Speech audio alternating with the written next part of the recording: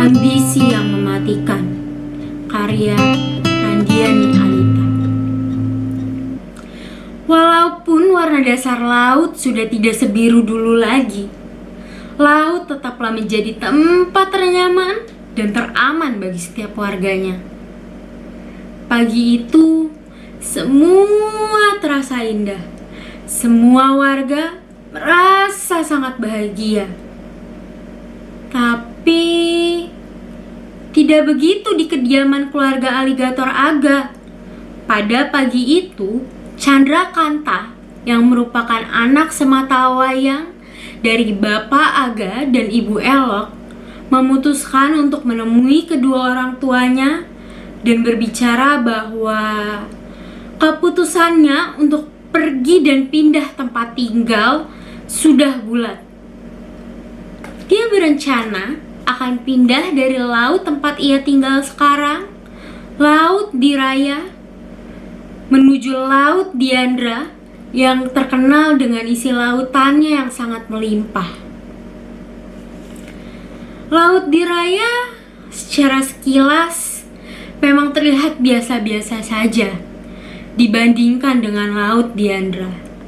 Namun, pada kenyataannya, Laut Diraya adalah laut terbaik untuk menjadi tempat tinggal bagi setiap aligator. Di sini, semuanya terasa tentram, nyaman, dan serba berkecukupan. Sayangnya, Chandrakanta merasa bahwa hal ini saja kurang. Menurutnya, ketika saya hidup di dunia, yang saya butuhkan hanyalah harta yang melimpah dan kekuasaan yang tinggi. Ketentraman hidup saja bagi saya tidak cukup. Mendengar hal ini, Bapak Aga dan Ibu Elok merasa sangat sedih dan kecewa. Mereka berusaha untuk menahan anaknya agar tidak pergi ke Laut Diandra. Karena mereka tahu Laut Diandra bukan tempat yang baik untuk ditinggali. Laut Diandra memiliki banyak sekali kompetisi yang tidak sehat, dan masyarakatnya pun terbiasa untuk saling menjatuhkan hanya demi kekuasaan. Sekeras tenaga, Bapak Aga dan Ibu Elok berusaha menahan Chandrakanta agar tidak pergi ke Laut Diandra. Sayangnya, Chandrakanta yang lahir dan tumbuh besar di era modern ini merasa bahwa pandangan orang tuanya sangatlah kolot. Pemikiran mereka sangatlah tradisional. Pemikiran mereka tidak maju. Yang Chandrakanta inginkan hanyalah harta yang melimpah dan kekuasaan yang tinggi. Karena itulah, mendapat izin ataupun tidak dari orang tuanya, dia akan tetap memutuskan untuk pindah ke Laut Diandra. Setelah perjalanan yang panjang, akhirnya Chandrakanta sampai di Laut Diandra yang selama ini ia idam-idamkan. Sesampainya di sana, dia bertemu dengan banyak sekali warga. Tapi tidak ada satupun warga yang menegurnya. Semua sibuk dengan urusannya sendiri-sendiri. Mereka sibuk menatap layar yang digenggamnya tanpa peduli situasi sekitar. Chandrakanta merasa sangat bingung. Dia harus bertanya pada siapa? Semua masyarakat di sini seolah-olah tidak bisa diganggu. Tapi pada akhirnya Chandrakanta merasa, oh, jadi begini kehidupan orang-orang sukses. Lalu, barang apa ya yang mereka genggam dan perhatikan itu? Sangat asing sekali. Tapi tenang saja, aku yakin aku bisa menjadi orang yang besar seperti mereka. Aku akan sukses dan memiliki harta yang berlimpah. Setelah 1 bulan tinggal di Laut Diandra, Chandrakanta tidak kunjung menemukan pekerjaan. Jangankan bekerja, datang ke suatu tempat saja sudah langsung diusir. Hei kamu, ngapain kamu di sini? Kamu mau mencuri ya? Pergi sana. Lalu bagaimana bisa Chandrakanta bertahan hidup? Bekalnya sudah habis, pengeluarannya sangat besar, tapi pemasukannya tidak ada. Setelah ini, mau di mana lagi Chandrakanta tinggal? Dia sudah berkeliling lautan dan tidak menemukan penginapan yang pas. Pada akhirnya, mau tidak mau, suka tidak suka, dia harus tinggal di bawah pasir yang dingin tanpa beralaskan apapun.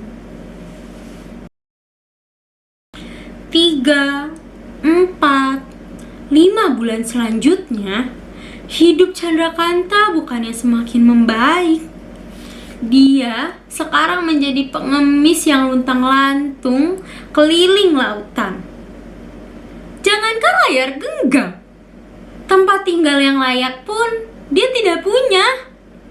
Ambisi yang dulu membawanya ke sini perlahan menghilang begitu saja, dimakan oleh realita kehidupan.